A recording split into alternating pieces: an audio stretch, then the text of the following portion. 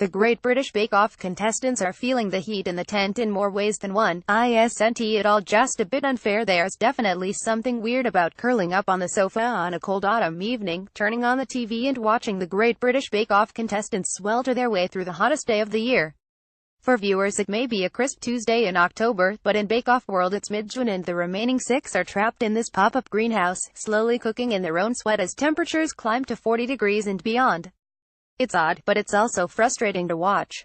Doesn't it just seem a bit unfair on the bakers? Now, I'm not saying we should get rid of the tent itself and move things indoors. Bake Off has just about survived the loss of Mel, Sue and Mary Berry, but dismantling the actual tent would be a step too far. But surely, having spent all those millions on buying the Bake Off, Channel 4 could reach a little deeper into its pockets and spring for some proper air conditioning, or perhaps just something more effective than the teeny desk fan we see Stacey clutching in desperation. I'm not the only one to think it's not right. Stacey has a pretty miserable weekend, and by the time it comes to piping creme patissiere into her pastry cases, she's too fed up to even chuckle at her own innuendo. It's shooting out of every orifice. That is weather related. It's definitely the heat. It's not my fault. Sun 1, Bakers 0. Kate also has a bit of a bloody mishap, cutting the tip of her finger and then coming close to fainting on the floor.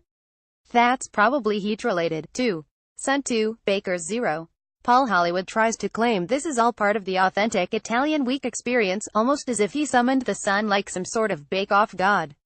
The Italians cook in the heat, he argues, so why shouldn't the bake-off contestants? In other words, if you can't handle the heat, get out of the kitchen. It's a compelling argument, that is, until it actually gets hotter than Palermo inside the tent.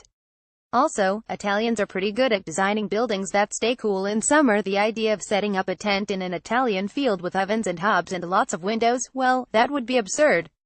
By this point Paul has practically climbed into the freezer to get away from the punishing heat. Noel Fielding is jumping around like a little sprite, fanning people with whatever cooking implements come to hand.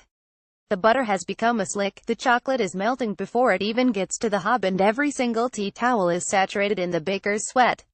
Steven suggests taking the naked chef approach, but in fact they have to put on even more layers than usual. Deep fat frying requires long sleeves in case of oil splashes. Health and safety, explains Jan as she grimly puts on her hoodie. You really have to feel for the contestants as they watch their pastries melt in the heat. All the bakers' signature bakes and showstoppers have to be decided in advance, but now any stuck with less heat-proof ingredients will be at a disadvantage. Is this really testing their baking skills, or their ability to withstand absurd heat and plan for a heat wave? Watching the bakers become hotter and sweatier and stickier, it's hard not to feel frustrated on their behalf. The only good thing, at least at WASNT Caramel Week, or Ice Cream Week. The Great British Bake Off continues on Tuesdays at 8 p.m. on Channel 4.